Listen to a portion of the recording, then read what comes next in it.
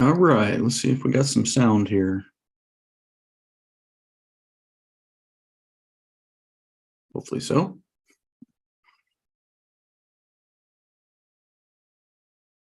All right, it works. Okay. Let me pop this out. We'll get started. So I have decided, and you guys, hey, what's going on, man? Jay Casali, Black Knight 88. Thank you, sir. So I've decided that I'm going to start doing the live streams on Thursday nights and Sunday nights at 7 p.m. Eastern. So I hope that works good for you guys. I think that's going to be the schedule that's probably going to work out best for me here. So that's what we're going to do. We're going to give it a shot. And I think I've changed up the idea of doing a national and a global, because I think it's just going to be easier just kind of roll it all in one. So we're just going to call it the Prepper Intel Brief. Again, this is not intelligence. I just don't really have another better name for it. If you guys can think of a good name for it, then you can let me know. It's really more of just like, hey, these are some news stories that are being reported. I don't know if they're accurate or not. I'm not making an assessment of whether or not they're accurate. All I'm doing is saying, this is what's in the news.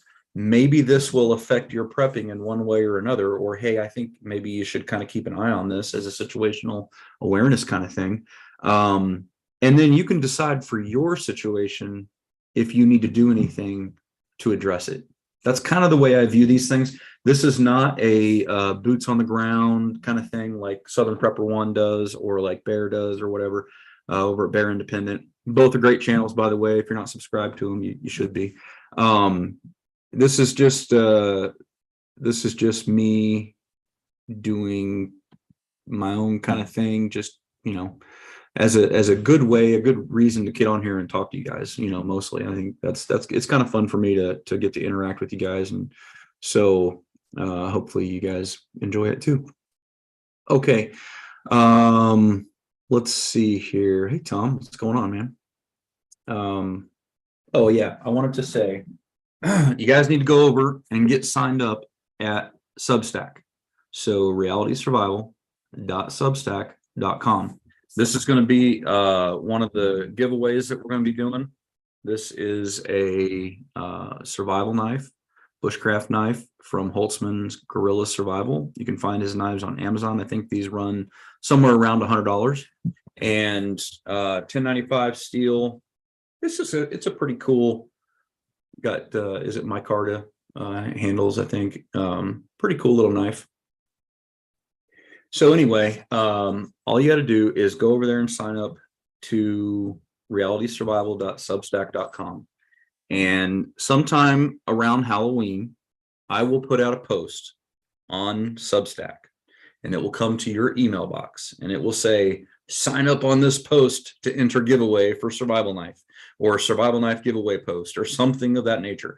And then all you got to do is go into the comments section of that post and say, hey, enter me in the drawing. And then I'm going to randomly select one of you guys, and then I'll send you the knife. Okay. So got to be signed up on Substack though. And like I said, I'm giving you a couple of weeks to get signed up so that we can get as many people over there as possible before we do the giveaway. So the giveaway will be right around the end of the month, and there'll be a specific post saying, hey, sign up here. So hopefully you guys can. Oh, nice. My wife's waiting on ice for the margarita. So hopefully you guys can get signed up on that. And I use that, just so you know, I use that so that I can email you the links to these Prepper Intel briefs. I also email you the videos every time I put out a video, so that you can get it. My hair is looking good tonight, isn't it? I got a little bit of funk going on. I was out working in the garage earlier. But it just lets me be in direct contact with you. I will never sell the email address. It is only for me and you to use, just to be able to communicate back and forth and get those videos out to you, since YouTube doesn't really do a good job of notifying people.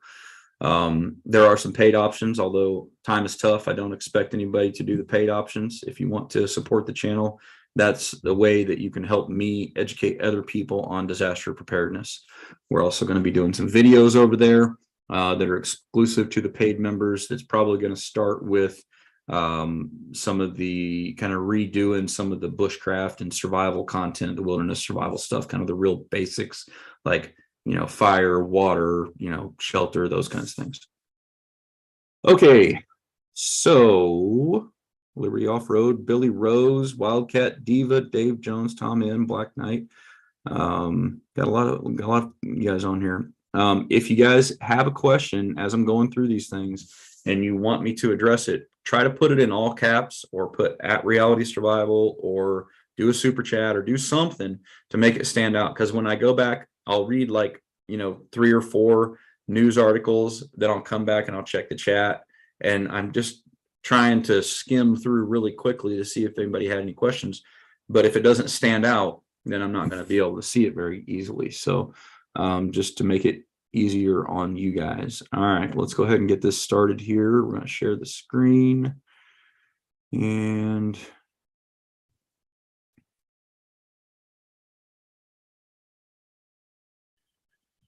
okay, so the other day we were talking about EMPs and EMP shield, and somebody mentioned to me that they had radio protection devices. I wasn't even aware of that.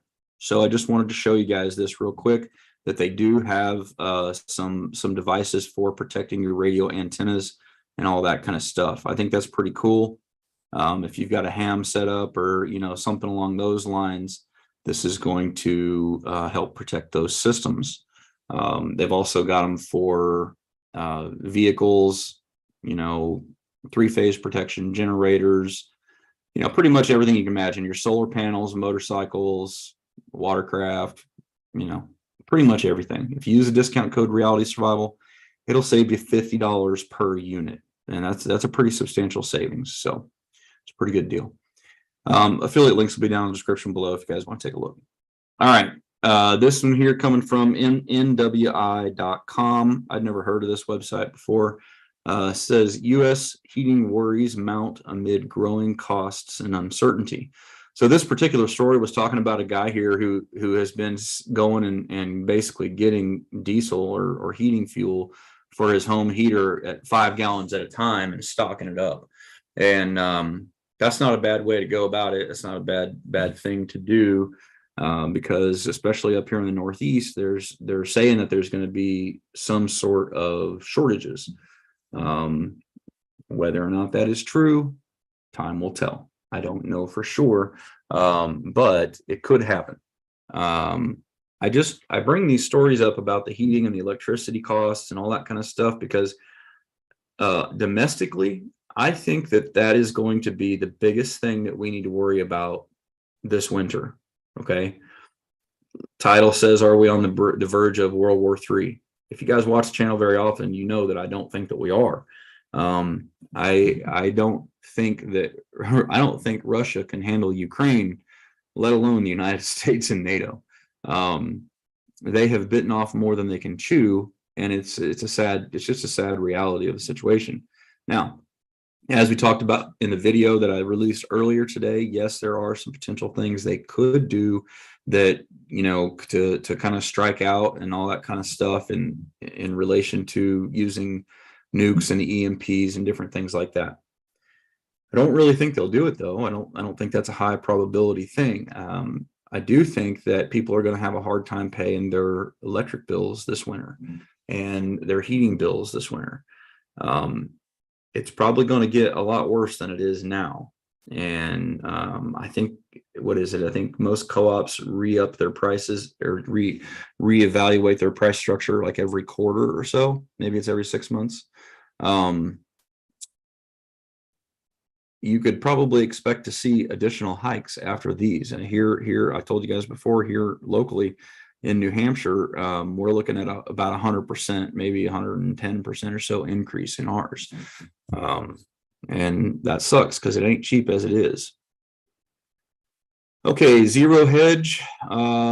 This guy here, it's from Greg Hunter's USAWatchdog.com. Precious metal expert, financial writer Bill Holter says the game's over. They're pulling the plug. Now you guys can go read the article if you want. There's a lot of people that are saying this. There's a lot of people who are talking about, that the financial system is teetering on the edge. Some people say it's a controlled collapse or an intentional collapse. I don't really know. I know that they are moving towards a digital reset, for a digital currency reset. So I guess the reason that I pointed this thing out is if you've got a 401k or, TSP, thrift savings plan, or different kinds of investments in stocks and bonds and all that, you might want to talk to your financial professional and say, hey, how's the best way to insulate myself with these things? Personally, more than a year ago, I moved all my stuff out and put it into, I think, just whatever the G fund is for the government TSP program, which I think is basically bonds. And it's been making a couple of percent, but it ain't going, it ain't doing anything great. But it hasn't been losing money either. So that's good. I think the important thing here though is make sure you got your debt paid off. If you don't go into more debt to buy prepping stuff, seriously, just because I get on here and I talk to you guys about different affiliate programs that I have, that does not mean that I think that you should put that stuff on a credit card. I've always told you guys, don't go into debt for prepping. Part of prepping is getting out of debt. Okay, that's one of the first and most early things that you should do if you decide that you want to be more prepared, is get out of debt. Don't put yourself into more debt to get any of this prepping stuff. That's not good practice at all. Once you got yourself out of debt, try to have an emergency fund built up. Try to have some cash on hand so that you can pay your expenses for a couple of months if you needed to, because the possibility of job loss here in the next 6 months or something like that, 6 months to a year, is pretty high for a lot of folks. So another one from Zero Hedge here: the food crisis of 2023 is going to be far worse than most people would dare imagine. Now, I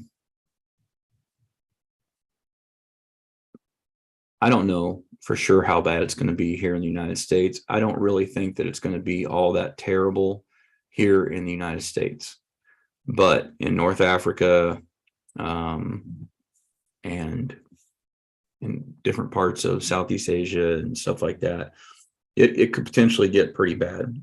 I don't think we're going to have a lot of food shortages here in the United States, but it's always a good idea to keep your pantry stocked and completely full as possible. All right, that is just prepping 101 basics.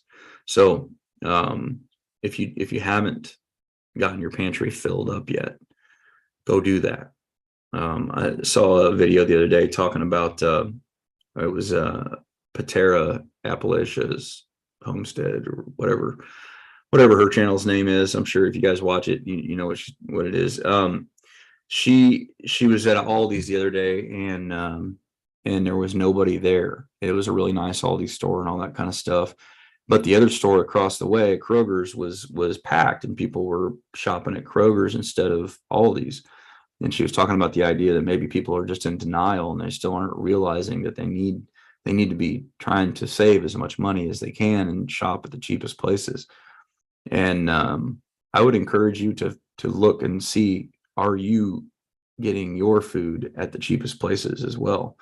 And are you getting foods that'll last a long time and that kind of thing? I've got a lesson over on AmericanPreppingAcademy.com where I broke down probably like the top 100 foods that last the longest, and I put them in a spreadsheet that you can download.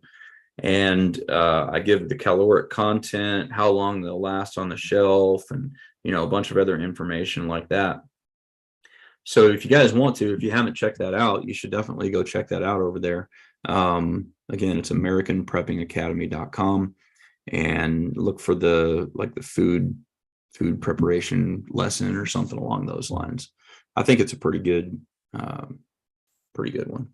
All right, so let me check the chat here real quick, see what you guys are up to in here. Boom, Reality Survival, Liberty Off-Road says, yep, our electrical co-op just notified us that prices are going up. Yeah, it's happening all over the place.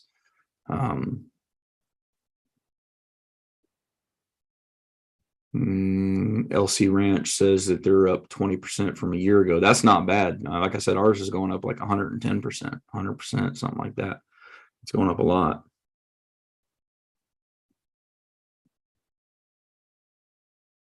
Mike's Big Epiphany says, you are the Air Force boy. You should know. I don't know what I should know, but you say so. All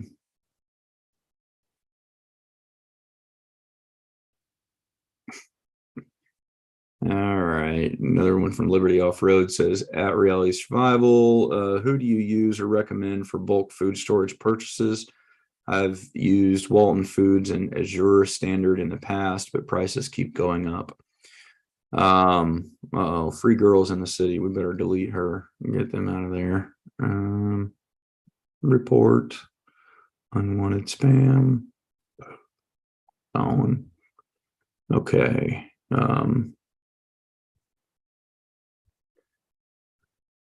I hate bots. Sorry. Let me just get these guys out of here real quick. Okay. As far as stocking up on food goes, I think that probably the best prices for like the basic staples is the LDS online cannery. They are very reasonably priced. So you can get a box of 6 number 10 cans, you know, for 50 or 60 bucks, something like that. That's a pretty good deal, you know, with rice or wheat or beans or, you know, whatever the case may be. And they're varying in prices and stuff, but try to go do that at some of these other commercial places and you're never going to get even close. So I use that for a lot of the staples and stuff like that. I recently signed up with Nutrient Survival, although I haven't updated my affiliate lists and all that stuff yet. They sent me just these small trial size packets to try and eat. And I was actually really impressed with their stuff. I'd say that it tastes probably as good as Mountain House does, maybe a little less salty. I was really pretty pleased with it. The only thing that I didn't really care for, I haven't tried the powdered eggs yet, but powdered eggs are powdered eggs, you know. The only one I didn't really care for a whole lot was their chocolate protein shake mix. And I think that was probably because I just, you know, mixed it with water and just stirred it up with a fork. I didn't really use like a blender. But other than that, their Southwest medley was really good. It's like a red beans and rice kind of Tex-Mex mix. And then they had a lasagna and a macaroni and cheese. Those were all real good. And then they had like a breakfast hash one that was like eggs and potatoes and, you know, that kind of stuff, peppers and stuff. And I mean, they tasted really, really good. Like legitimately. It wasn't the same old, you know, like rice-based meals and stuff like that you get at a lot of these, you know, on long-term food places. So I thought that was pretty cool. I don't know if you can hear my wife down there hacking up. She's still got the Omni-Cold. I still have it too. So, you know, that as far as that's a couple of recommendations. If you want specific kind of entrees, the Nutrient Survival, it tastes good. It is pretty expensive though, I will tell you. I'm going to try to work with them about, you know, getting set up like some kind of a discount code to help save you guys some money, but again, haven't quite got there yet. But other than that, you know, just layer in your pantry, getting your pantry full as you possibly can. If you don't have a real big pantry, then buy a couple of those stainless steel shelves. I just went and bought another one tonight. My son is actually putting it together and getting the canned goods stacked on it. just go down your basement or whatever and set up a couple of those wire rack shelves and just put all your stuff on those shelves. You don't have to necessarily have a pantry.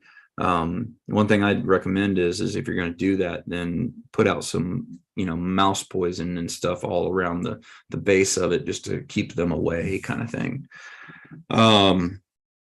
So yeah, that's sort of my best recommendation. I mean, there's a lot of different ones out there. Historically, I've recommended that people buy a couple of buckets from one place, buy a couple of buckets from another place, buy a couple of buckets from another place. And that way you have a variety of menu options, and you don't just have a bunch of the same meals over and over, because food boredom is a real thing. And if you don't like the recipes that they make, then at least you don't have a whole bunch of that one thing. The most important thing to remember, though, is if you got a really good stocked pantry, if you can see that there is a problem developing and that stores are starting to have shortages, you want to start layering in the rice and beans and oats and all that kind of stuff with your normal pantry early as possible. And that way you're just supplementing that stuff into the foods that you normally eat. And then that way, when your pantry finally does run down several months later, because you'll be able to extend it a long ways if you start using those foods, then you'll already be used to eating some of those rice and beans and all that kind of stuff, and your gut won't have a real big transition to make.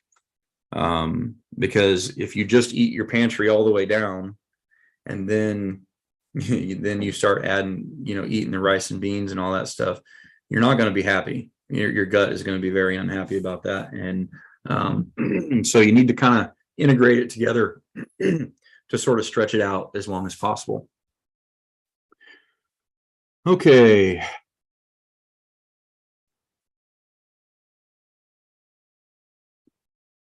All right. Solar Independent Utility Systems Manual. Yep. Solar is good stuff. I recommend having solar if you can. Okay. 25 days left of diesel. Morris Venture channel says, where'd you find that? Morris Venture. That would be interesting. I just had my tank filled up, but I need to have it filled again because I'm already down to a quarter. Let's see.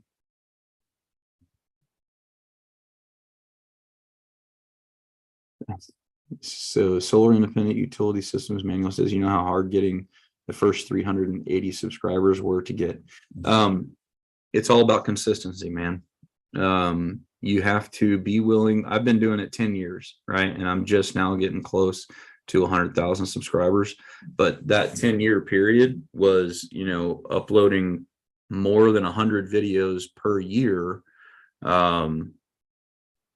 on a consistent and ongoing basis, right? And I have probably the slowest growing channel on YouTube. But you just have to be willing to just upload continuous content, all the time, unless you're an outstanding video maker and you've got great production quality and all that kind of stuff. If you're doing videos that YouTube likes, if you're doing like pro climate change or, kill your baby kind of videos or, that kind of stuff, then you'll really grow fast. Or if you're doing fear porn, then you'll grow quick too. Let's see here. Yeah, let me know, Morris Venture, where you came up with that 25 days left of diesel. That's interesting. Scrappy 420 says EMP attack. China simulates nuclear blast against Starlink satellites in near Earth orbit. I'm not sure about that. I'm not sure. The reason I say that is the way that an I don't know if doing a high altitude blast would take satellites out for very far. And the reason I say that is because the ionosphere, the blast of the ionized particles, the ionized radiation coming down through the ionosphere and then taking a hard left turn when it hits the Earth is what creates the pulse. And so I don't know for sure if the same pulse is going to be experienced in the in a low Earth orbit. Maybe it would. I'm not saying that I'm an expert on it. I haven't really done a whole lot of studying on it to see what that would do, but it is interesting. But simulating attack is a lot different than actually attacking. So I don't know. Okay. Brett L says, where to find a fallout shelter near me? Well, I'm going to be doing a yeah, that's right, Tony. I don't know. I guess you're watching. I'll show everybody the book here in just a second. So a buddy of mine who served with me on the anti-terrorism specialty team for the Air Force just commented on this book. Dave Jones is the guy that wrote this book. He is also a friend of mine who was on the anti-terrorism specialty team with me. And he wrote this book called The Guardians of Rockport, The Collapse. And I told him we're going to have him on here on the live stream here one of these days. We need to do it. I haven't gotten around to reading the book. I need to do it. And I'm a huge audiobook guy. So Dave, if you're watching, get your audiobook done, man. But anyhow, it seems like it looks like a pretty good book. If you guys like reading the apocalyptic fiction, then you should check this out. It's called Guardians of Rockport, The Collapse. Oddly enough, this is the second friend of mine who has written books. John Hollerman was in my SEER class up at Fairchild, class 9702. I'm gonna date how old I am. And he wrote the whole Equipping Modern Patriots series and the Survival Theory series, a couple of books there too. So, and he's done really well with those. They've done pretty darn good.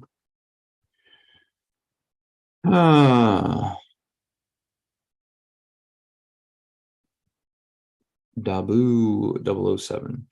Yeah, I've seen his channel before, and I'm not sure how reliable all that stuff is on the EMP attack. Okay. China wants our farmland. Well, they can want it all they want, but getting it is a different story entirely.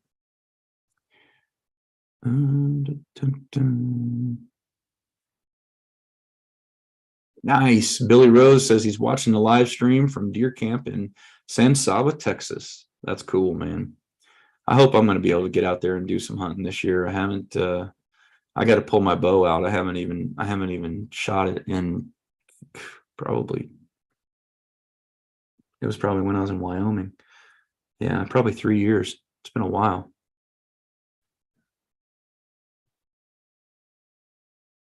You told Mike the heating oil price in New Hampshire is, I think I paid $4.60 a gallon.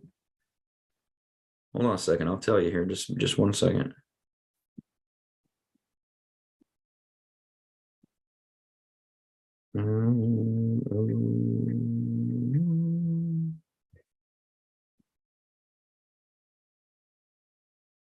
$5.36 now. Oof, $5.36. I think last one I paid was $4 or something. So prices are just going up. It's ridiculous. Thomas Cayuba says, are solar panels vulnerable to EMP? Yes, they are. Unless you have them stored in a Faraday cage, or if you have your system wired up with an EMP shield, then that will protect them. But they're basically a big ass antenna, a whole bunch of wires running through there. And so they do induce pretty significant voltage. So you definitely want to have them protected if you've got them. Okay. Who said that? Somebody said, oh, Utah Mike, I should add kittens to my channel. Yeah, that'll help. That would help you grow a lot quicker, wouldn't it? All right.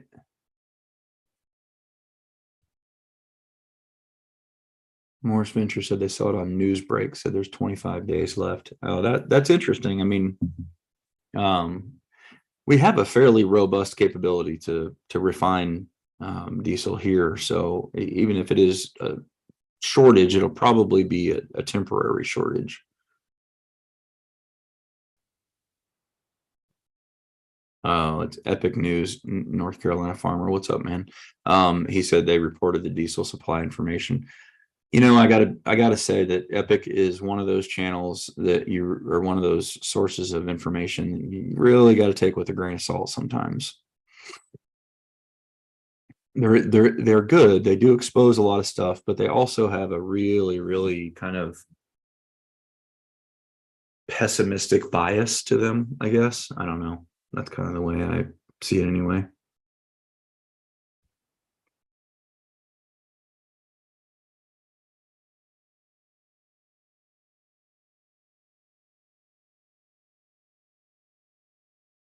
Deborah Pate just says she just got started getting prepped in January this year, and something is better than nothing. Absolutely. Absolutely. All right.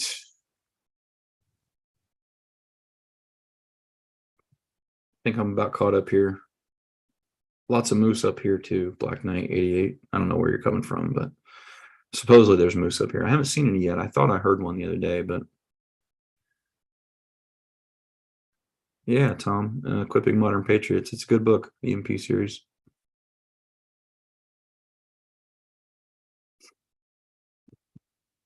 Morris Venture said she got 5 subscribers from her puppy chewing money.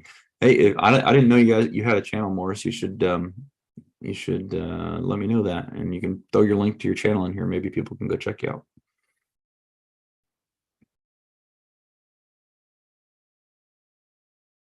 Yeah, everybody's doing nuclear drills next week, Mr. Screwtape. All right, let's go back and finish these news stories here. Okay. I'm gonna ask my wife if the ice ever came, because I'm getting kind of thirsty for that margarita. We have I'm gonna do a video on it. We got this little ice maker that sits on the countertop, and it'll supposedly make like 26 pounds of ice a day, but it does make it fairly quickly. It makes a batch of ice in like 8 to 10 minutes. It's pretty cool. Okay. What are you doing, girls? Yeah. Thanks, babe. Appreciate that. There wasn't that much ice, so. That's all right. Oh, girl. Yummy. Yummy, yummy, yummy. That Panteo jalapeno jalapeno flavored tequila or whatever. It's so good. Okay, where were we at? Talked about the food crisis already. Globalsecurity.org. U.S. and Russian defense chiefs talk as fighting rages in Ukraine. They haven't talked in quite a while, according to the news story. My guess is that the reason they are talking again is because Russia is realizing they're hurting and they're looking for a way out. They've gotten themselves in too deep. Their military was not in the shape that they thought it was. And this is a prime example, a prime reason why corruption is absolutely a national security issue.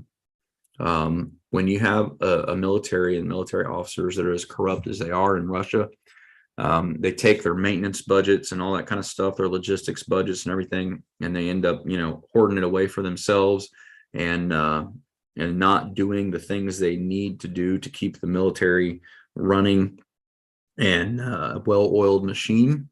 And this is what happens. You end up losing wars because your tanks don't run right. Your jets are falling out of the sky.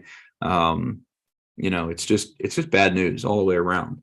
And that's not propaganda. I don't have any dog in the fight one way or another. I'm not for Russia and I'm not for Ukraine. They're both corrupt as hell. And honestly, I would prefer if we were very limited in our roles within this whole thing. That's just what I would do if I were in charge. Is I would be pretty hands off on the whole thing, let them figure it out themselves. But I'm not in charge. So anyway, I think this is a signal that Russia is basically they're looking for a way out. This kind of backs up that statement. Newsmax article talking about lights go out in Ukraine as Russia launches massive strike. You're going to see this them pounding more and more civilian infrastructure. There was another, or no, it was this story that was talking about how they were specifically targeting power facilities and all that kind of stuff. And that is because they're trying to make the civilian population hurt as much as possible to try to get them to come to the table as quickly as they can. That's my take on it anyway. Maybe I'm wrong. Who knows? A lot of people think that Vladimir Putin's awesome and all that kind of stuff. I don't really think so, but these people are hypnotized by this guy and believe a lot of his lies. Refuge Medical. I wanted to show you guys the wound care bucket. I did a review on this a long time ago, but I've talked to you a lot about trauma kits and first aid kits and all that kind of stuff. If you don't have the wound care bucket, if you've got a trauma kit and not a wound care bucket, what are you doing? What are you doing? Seriously. If you think that there's a possibility that you're going to have to, treat your own wounds, bullet wounds with a trauma kit, but you don't have a bucket to go along with it for the aftercare, then you're not thinking things through. You're just not. If you use the discount code Reality Survival, it'll save you 10% off that price. If you think that you're going to be in a situation where you got to provide for your own medical care, having this kind of a thing is really important, because you're far more likely to die from infection than you are the actual bullet wound. I know that sounds crazy, but I'm just telling you, in an austere situation, the infection will kill you faster than the wound. Okay. You've got to have the ability to treat your wounds and keep them covered with clean bandages every day for about a month to 6 weeks straight. All right.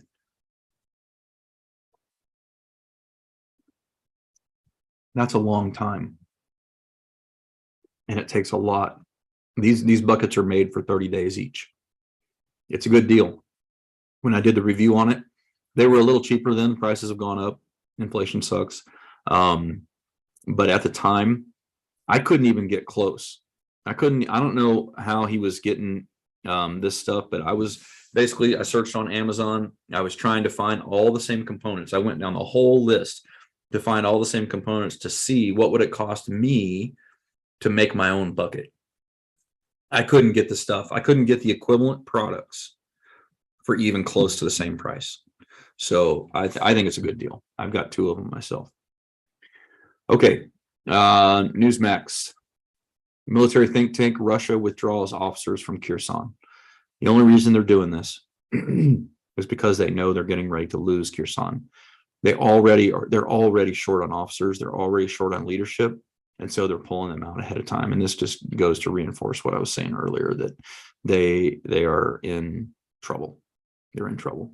They've got to find a way to get to the table soon, to the negotiating table soon, because if the world finds out, if the world sees that they can't even take Ukraine, the jackals will be at their borders. And they don't want that. They don't want that at all. Hackers breach Iran's Atomic Energy Agency. Protest persists. I'm starting to be of the opinion that it might be possible that we actually see a regime change in Iran in the next year or so. I know that sounds crazy. A lot of times these protests don't last long, but for some reason this one feels a little bit different. I don't know. Keep an eye on it and see.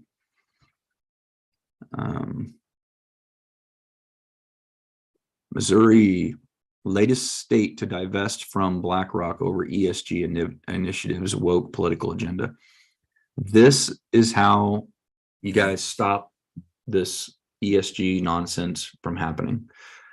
You have to get your states on board for withdrawing their money and their retirement funds out of these places that have these funds, BlackRock and State Street and Vanguard and all these other things. The states have huge funds for their retirements and all that kind of stuff for all their employees and everything. And if you can convince the states to start to pull their money out of that and divest from it, this will all go away really quickly. It'll be over with and done. But that's going to take you guys reaching out and talking to your representatives and making a big deal about it. This is crazy. This doesn't have anything to do with prepping, but I just thought it was pretty cool because I don't know, I like a lot of this space stuff. And so I thought I would share it with you. It's from the Harvard Gazette. It says a black hole burps up a shredded star. Now that's crazy because if you know anything about black holes, they're supposed to be a one-way deal. They suck things in.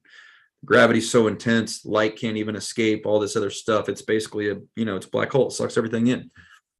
They're not supposed to burp things back out. That doesn't really make a lot of sense when you think about what a black hole is. It's nothing is supposed to be able to escape it. And so what does this mean? I mean, this means that we have to essentially rethink everything that we thought about black holes, or we at least have to adjust it in some way. So it's a pretty significant thing. I don't really know 100% really what it means. I just find it super interesting personally. Okay, I thought this was interesting from hotair.com. Good guy with a gun incidents are more common than the FBI claims. There you go. That said that they only, I guess FBI only reported 4.4% of active shooting events were ended by armed citizens, but lots figures indicate the number was actually more than 34%. That's a pretty large discrepancy. So, over a third of incidents, according to this guy, are ended by legal concealed carry holders. That's pretty awesome, I think. Hey, look, there's a tab. Okay. Oh, this is going to be the last one, and then we'll get to your guys' questions. So go ahead and get your questions in now if you want me to answer them. We only got 20 minutes left, and then I'm going to get off here and finish my margarita and hang out with the family. Blackout Coffee. I have recently signed up with Blackout Coffee as an affiliate because I think Jared over at Guns and Gadgets, he's a partial owner of this. And I think he does the best job out there of informing the community about all the cases and the things that are going on, in the Supreme Court and different district courts and all that kind of stuff. He just does a really good job. And I think that's a huge, valuable resource for the community. And so when I learned that he was a part owner in Blackout Coffee, I went over to check it out and see if they had an affiliate program, and they did. Now, a lot of people like to drink coffee. I don't drink it, actually. But I know a lot of you guys do. And so if you want to support him and his efforts and me and my efforts, then you can use the discount code Reality Survival. It'll save you 10%. And you can get coffee. You can get loose tea. You can get hot cocoa. You got different, bundles and gifts and all that kind of stuff. So check it out. I think that we need to try to support our, the people who are pro Second Amendment. So that's why I threw that in there. All right. I think that is pretty much that. What questions do you guys have? Let me pull up the chat here. I'll try to get caught up. Okay. It was a short one tonight. We only had 10 or so stories. JJ's from the government and here to help. Yeah. All right. There's somebody who did all caps, quarter life. Thank you. How long would it take to restore power or normalcy after an EMP attack? Well, That's a pretty complex question. Most people will tell you, 3 to 5 years or something like that, but that is going off of the assumption that all the other countries in the world still have power. That assumption, in my opinion, is a pretty faulty assumption. If somebody attacks us with an EMP and knocks out our grid, I don't think anybody else will have power either, because I think the US's response would be to put everybody back to the Stone Age. Maybe we wouldn't. Maybe that is not the case. I might be wrong. That's just my take, my opinion. So if nobody has power, then the recovery time is going to be decades, probably. Now, a lot of people will tell you that we don't make the big, large transformers here in the States, and that they're all made in South Korea and Germany and China and all this kind of stuff. That's not true. It's not true at all. I did a video talking about this. We have, I think, 9 different plants. And that was several years ago. There were a few more plants that were coming online. So we're probably up to somewhere in the 12 or 14 range that we can produce those very large transformers here in the United States. The problem is that those very large power transformers are designed specifically to the draw and the load that they're going to be using on that grid in that place, right? Figuring that out is going to be really difficult when there's a huge population die-off happening at the same time. So being able to produce these things with any sort of accuracy is definitely going to take a lot of time. Then you have the loss of expertise. Those people who build those transformers, they're going to have to somehow survive all the chaos as well. Chances of that happening are pretty low. I think it's pretty fair to say that if the power goes out in the United States, it ain't coming back on for at least a decade, maybe longer. You might start to, I think what would be more likely to see is instead of standing up a grid like we have now with the long transmission lines and all that kind of stuff, I think what you would see is, and it would start sooner than a decade, it would probably start within a couple of years, is localized power grids, utilizing some of the infrastructure that they can, but basically doing it on a smaller scale. So you'd probably start to see a lot of hydroelectric stuff pop up, basically homemade, but on a bigger scale, so that it could feed a few hundred people, or something along those lines. You'd also see wind generators and different things like that. You'd see just any kind of a system that people could build relatively easily, that would handle smaller percentages of people. Getting the whole grid put back together is probably a Humpty Dumpty kind of thing that just ain't going to happen. And if it did, it's going to take a long time. And that's why I recommend having some sort of power generation capability that relies on solar yourself, so that you can produce electricity, even if it's on a smaller scale, on your own, in some kind of a reoccurring kind of way.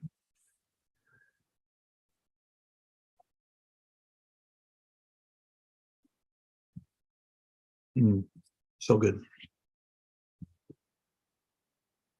All right. Knight Rider says, how long between the EMP and the first strike? What do you mean? Give me a little bit more information.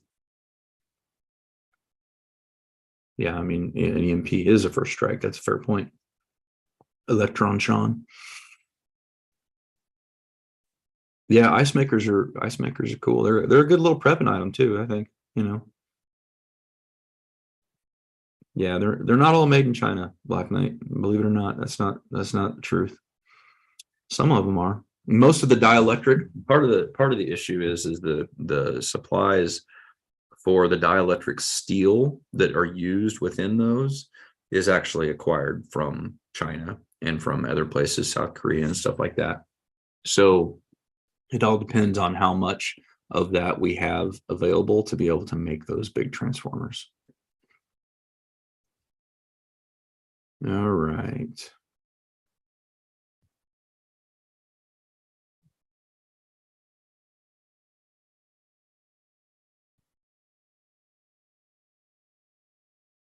Yeah, Black Knight 88. If you guys want to get antibiotics, jasemedical.com/reality survival. And I think you can use the discount code reality survival at checkout, or no, it's reality 10, and it'll save you $10 off. All right.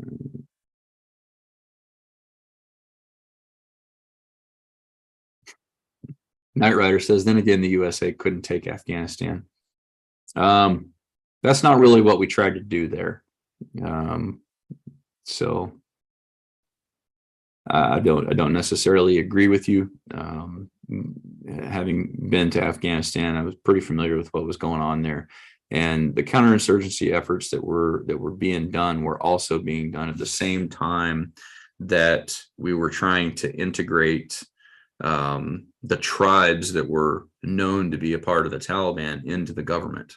So it wasn't really like it was an all-out war. We definitely didn't win. I'm not saying that we did win because the Taliban's still there, but they're there because we chose to have them there, as opposed to basically going all out and doing a complete extermination of all the tribes, the mountain tribes, and all that kind of stuff. So anyway, let's see here. Politics gets involved in these things, unfortunately. I think geothermal setups are awesome. If you can do one, if you can afford one.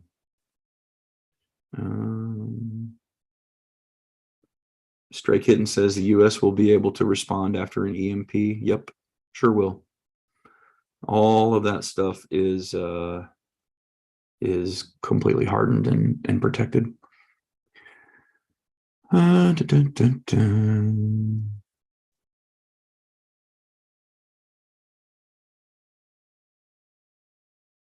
Yeah, 1 Second After is a good book.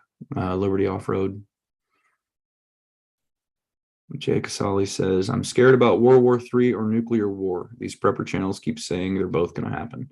Not my prepper channel. If you just watch the one that I released this morning, I don't think it's very likely. I really don't. I don't think that we need to be too worried about it. I think that you can do a few practical things to try to kind of get prepared in case something does happen, in case there's some big black swan event that we didn't foresee coming, or whatever the case may be. But again, I put that I think it's less than roughly 10% chance that something like that's going to happen, which means there's 90% chance it's not going to happen. You know what I mean? So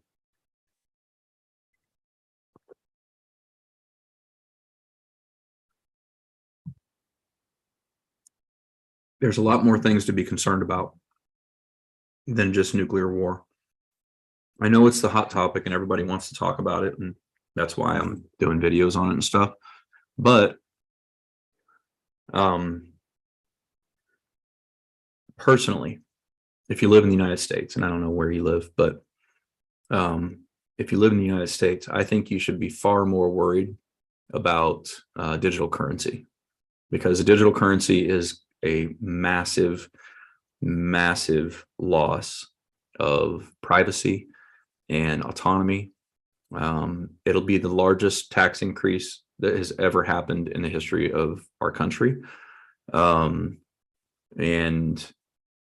it's the way that the government can take your guns and not have to ever even show up to your house. Because all I got to do is just turn your account off and say, well, you need to come turn your guns in. And when you do, we'll take an inventory, and once they're turned in, then we'll turn your account back on, and then you can go ahead and buy and sell things. That could happen. Do I think it'll happen right away? No, I don't think it'll happen right away, but 10, 15 years or a few years after we've had the system and they have a pretty consolidated record on transactions and who owns things and all that kind of stuff. Big data, AI can compile all that information. It can spit out a list to the powers that be. Let's say this election, it swings real hard to the right, maybe a couple elections in a row goes real hard right. Well, that pendulum always swings back, and then all of a sudden it's going to go real far to the left. And when the leftists are in power again, and they have the tools to be able to identify gun owners and to be able to control if they eat or not, that should scare the hell out of you. Okay, that should scare the hell out of everybody. That's far more concerning, in my opinion, than worrying about nuclear war or EMPs or any of that kind of stuff. Because the loss of freedom that comes with a digital currency that's controlled by central banks, it's something so nefarious and so bad that you just can't even comprehend how bad it could be in the long run. It might not start out that way. It might not. But it could sure end up that way. All right.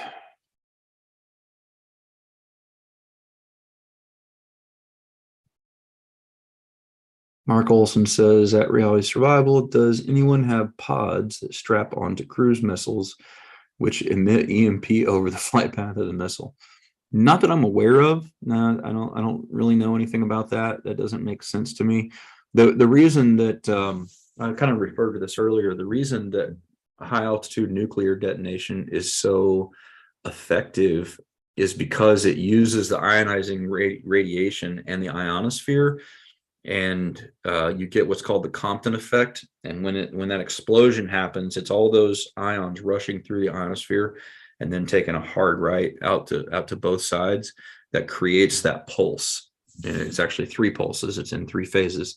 But creating an EMP as something is flying would take a massive power source to be able to do that. And we don't have that technology in that small an area. I mean, they have things have been built that are smaller EMP devices that can maybe take out like a couple city blocks or something like that. But that's it. Not any, you can't get any widespread stuff from like man-made devices. It has to come from a high altitude nuclear detonation.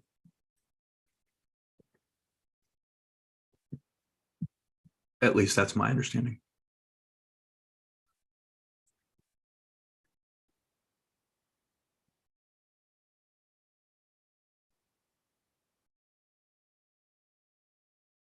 All right. Did McDonald's come back to Moscow? The war must going to be end here pretty soon then.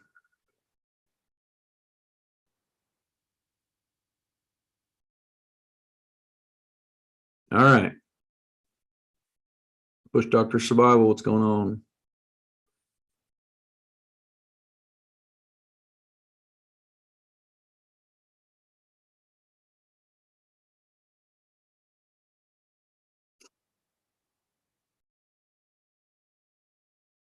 Yeah, I agree, Mark. That's probably part of the reason for the plus up. Now, I heard somebody saying that a lot of those numbers is to replace people who are retiring. I haven't actually looked into that to see if that's true, but that does make some degree of sense because we are looking at a huge baby boomer retirement, where the baby boomers are essentially moving out of the workplace and into retirement. So if the IRS had a lot of older agents, that could be a certain portion of it, but I can't imagine that it's all of it. Okay. Okay, looks like we got a couple of minutes left here. Live your life. Thanks for subbing. Appreciate it. Anybody else, if you're new here and you like talking about disaster preparedness, you like to have thought-provoking ideas, thinking about different ways that you can kind of, modify your preps and all that kind of stuff, and go ahead and subscribe. All right. I think I got all the questions, but if not, get them in there, because we're gonna.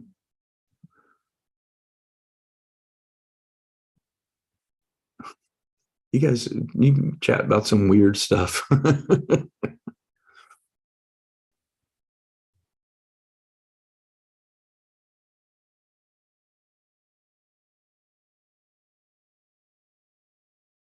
Nah, Live Your Life says some channels have been dooming and glooming for 10 years and now they're finally right. Nah, it's not that bad. Look, let me end on this high note here for you real quick, okay? Look, the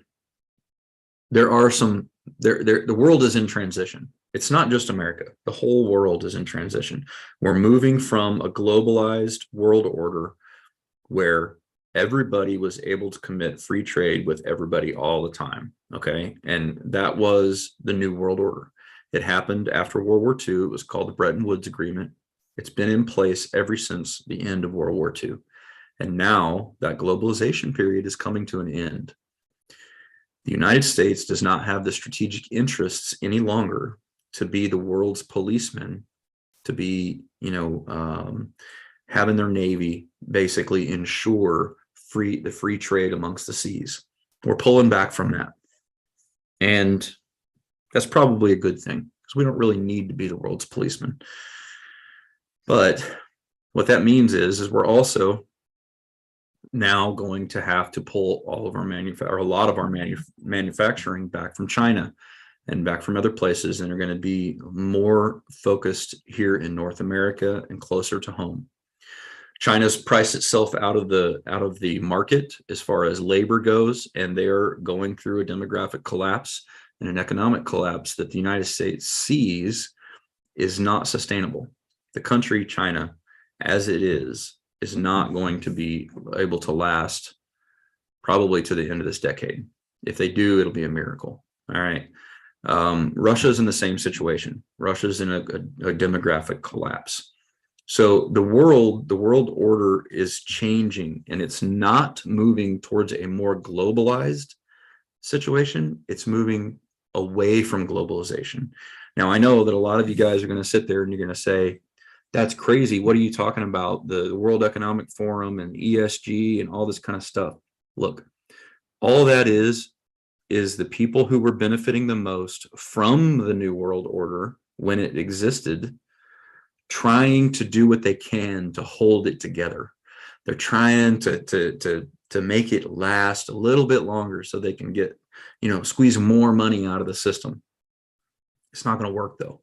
The forces, the powers that be have already decided that we are not going to continue to do the things that we have done for the past 70 years. And so it's all changing now. Over the next 6 to 8 years or so, there's going to be a lot of turmoil. There's going to be food shortages. There's going to be fertilizer shortages. There's going to be petroleum shortages. There's going to be a lot of economies around the world that are going to reset, and they're going to have to start over. And that happens on a periodic basis. And it's going to happen to America as well. We're going to go to a digital currency, and that'll be the 4th time that our currency has reset. And you know what? After every time, things keep going and they keep getting better. And there's no reason to expect that things aren't going to get better here as well.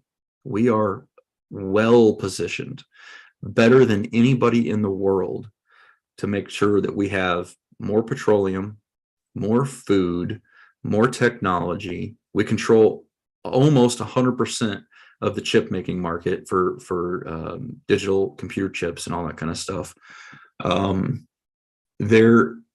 There is no country more well placed than the United States to do well in the long term as it stands. Okay. It's going to be a rough transition. There is going to be some bumps in the road. Okay. 100%. It's not like it's just going to be all roses and everything like that, but we will get through this, and we are going to come through it even stronger than we are now. There is no, when China's economic collapse is complete, they are not going to be the rising power that everybody thought that they are. Okay. They're just not going to be. And there's nobody in an even close second. After China, you're looking at maybe Japan, but Japan has no population base. They've already gone through a demographic collapse 10 years ago. So, maybe you've got India somewhere down the line, a little lower than that. France, Turkey, these countries are not significant threats to the United States. The United States will be the only superpower on the block. There won't be other superpowers. And a lot of what's going on right now with Ukraine and all this other kind of stuff, if I had to take a guess, is to ensure that the United States stays in a position of supremacy. We can say that these people who are running the country are stupid and they don't know what the F they're doing and all that kind of stuff. Somebody knows what they're doing. Maybe it's not the people that are in elected positions or whatever the case may be. But the moves that are being made right now, a lot of the big moves on the chessboard that are happening are all happening to the benefit of the United States. And if you live in the United States of America, you're way more privileged than anybody else in the world. All right. You are going to have it a lot better than everybody else. I'm not saying it's going to be perfect. There is going to be a lot of bumps in the road getting there. But by the time we get to 2028, 2030, 2032, it's going to be so much better than it is now. You're going to see technological advances that you never imagined were possible. The thing that we have to focus on, though, the thing that we have to focus on most here now is that we have to put people in place in political office at the lowest levels now. We got to do that. You have to go and run for office. Yes, you. I know. I'm talking about you. You really need to. Okay. You need to run for school board. You need to run for county commissioner. You need to run for whatever, dog catcher. I don't care what it is.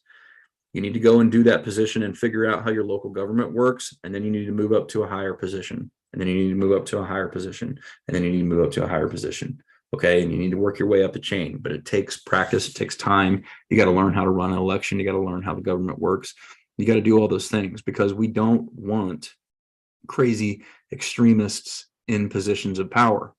We need people who are just common sense folks, just good old fashioned common sense Americans. Okay. I don't really care what your party affiliation is. I just don't think that we want to have people in there who can't even tell the difference between boys and girls. Okay. We need regular common sense minded people. Go run for some position in your local area. We have to do that because it's going to be critically important that when all this change happens and everything like that, that we don't end up with a crazy radical government. And the only way that you're going to be able to be in a position to make a difference is if you start now, you start early, start at a lower level and work your way up over time. All right. That's hugely important. We, as a citizens of this country, if we want to maintain our freedom, we have to be a part of the government. It's our responsibility to do so. We have to do it, not somebody else, not outsourcing it to other people or people who are power hungry or megalomaniacs or whatever the case may be. We have to be the ones to do it. It's supposed to be a citizen-led government, and it has to be a citizen-led government by people with morals. If we don't have that, then things are going to get a lot more ugly. But we can have that. We should have that. Yes, dog catcher, Mark. We got to do it. All right. I'm going to go look for any other questions. And if I don't see any, then I am going to get off here.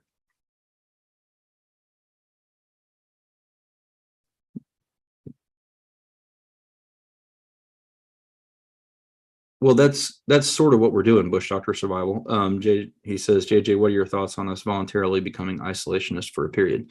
That's essentially what's happening. The United States is deglobalizing. We're pulling back, especially from our engagements with China. And this is clearly evident by all the different policies that have happened recently and the stuff that's gone on, the CHIPS Act and all that kind of stuff. And Pelosi going over to Taiwan, and then, the Biden administration basically putting I don't know what the right word is, a kibosh on China having any access to different chip technologies and all that kind of stuff. It's basically putting a huge dent in their ability to do things. But we're pulling back so that we have the opportunity to refit our industrial base here, and as well as in Mexico, Colombia, Canada. They redid the NAFTA agreements and all that kind of stuff. And this is just the direction that we're going. We're gonna bring things closer to home. The manufacturing base is going to be closer to home, more here in the Western Hemisphere, and maybe some strategic relationships in Southeast Asia, but most likely we're gonna pull back from that part of the world, with the exception of the strategic partners that we decide to partner with to take China's place in some of the stuff that needs to be done over there. So yeah, Voodoo Lou, do I believe in the fourth turning? Yes, we're currently in the middle of the fourth turning.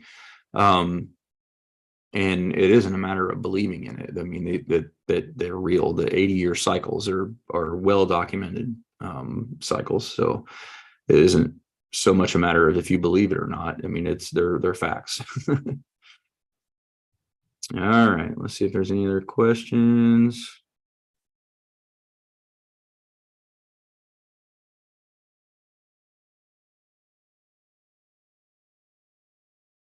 Read, if you want to read a good book, Electro Sean, just read The Fourth Turning. It's essentially what it is. Just a real quick thumbnail sketch is we have 80-year, 20-year sociological cycles that happen about every 20 years or so. And at the end of the fourth one, in the 80-year period, there's usually a period of great upheaval. And that cycle has essentially gone pretty much in line since the founding of the country. There's little variances here and there, but it's pretty close. And so we're currently at the end of another fourth turning. Now, coincidentally, we're also at the end of an industrialization cycle.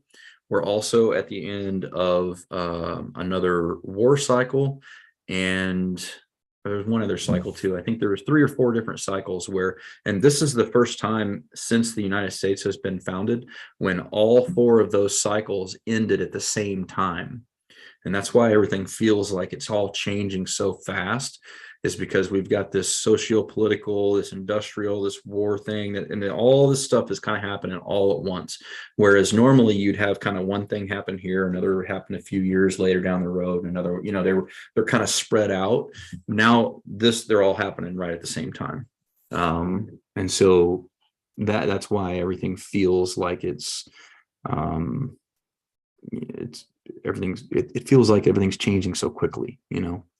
Gregory Thompson says, am I going back to the prepper trifecta? Maybe, I don't know.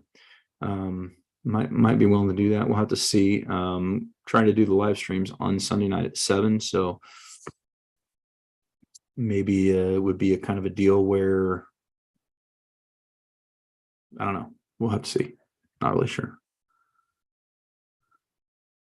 Mark Olson says, do you think that China will not be able to support the Navy that they've been building like the USSR? Yeah. I mean, they're in a financial hurt right now. So whether or not they can support their Navy is a good question, but their Navy isn't really all that great. The vessels that they have built are basically shoreline vessels. They're only capable of, under a combat type situation of about 400 miles or so out. and then roughly 400, 500 miles back. They're, pretty much diesel run, and they're smaller boats. I like to call them F-35 targets. Their Navy is numerous. They have a lot of smaller ships, but those ships are not highly capable ships. They're just not. So they have only got a handful of ships that are actually capable of blue water navigation more than 1,000 miles from their shore. So their Navy is not anything significant at all. Okay.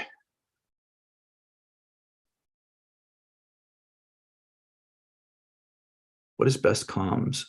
Good question, Deborah Pate. So here's the thing. If you want the best, then you should really get your ham radio license. Okay. And I can save you some money getting your ham radio license if you want. I'll give you a website that you can go check out here real quick.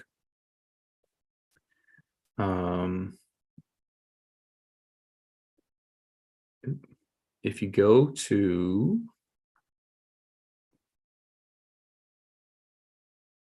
hamradioprep.com, they've got lessons to where you can, you can do online lessons to learn to be able to get your ham radio license. It's a really good course, and it breaks it down in a very easy way to learn.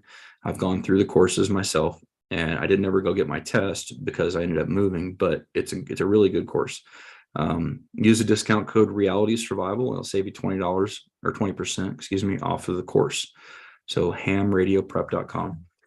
Then you get your ham license, and then you can use ham radios. So your amateur license will allow you to be able to use radios that are, what is it? I think up to 100 watts for handheld and 200 watts for mobile. I can't remember right off the top of my head, but you can, those frequency ranges that you operate in as a ham will allow you to transmit further distances, and you can make communications longer, further away. Now, if you're just worried about, listening, then you can get a ham radio and just listen and not transmit on it. You can get a shortwave radio with an extendable antenna, and you can listen to, lots of different bands and frequencies. I've shown you some of those radios in the past. But for basic like communication with people in your team, or people, in your neighborhood, or, stuff like that, you can just really use GMRS radios. You can get a family license. You don't have to take any tests. It's like $60 for like 10 years, I think, something like that. And it'll cover your whole family. And, you can transmit, what is it? I think, 50 watts for mobile radios, and 5 or 10 watts for handhelds. I can't remember exactly, but and those work fine, especially for like a neighborhood kind of situation. If you you had a few friends around your neighborhood, and you guys just wanted to have some walkie-talkies so that you could talk to each other, like during heightened civil unrest or something, those are going to work fine for you. Within a mile or so, or something like that, that's going to work pretty good. I've tested some of them out to about 5 miles. And it all depends on your topography and your terrain and all that kind of stuff, but GMRS radios work fine. I like these. Yeah, I like these little B-Tech radios. And you get an extended battery for them, so they last a long time. And these are pre-programmed to the GMRS channels, so you don't have to worry about like with the Baofeng UV5Rs. You got to be careful about how you program them and how you use them and all that kind of stuff. But those, I think, work pretty good for most prepper kind of situations. You can also get like this back here is a micro mobile, and I got this little power unit system from Hardened Power Systems, and that's a pretty cool deal because it kind of gives you like, you can take it out into the field and you can set up like a base station and all that kind of stuff, you know, with an antenna and whatnot. So there's a lot of different stuff. I think I've got a playlist on different comm options. You can check that out if you want. All right. Okay. I think I have talked long enough. We were over an hour. I try to keep them to an hour here. Yeah, I think that's it. All right, guys. Well, thanks for watching. Again, please go to realitysurvival.substack.com, put in your email address, and that way you'll get notified whenever we're going to do these things, whenever we're going to do the live streams, and you'll get the links to all the stories we talk about, and you'll also get all the videos whenever I push them out. Okay. So anyway, thanks for watching, guys, and don't forget to live 6 Ps. Proper prior preparation prevents poor performance.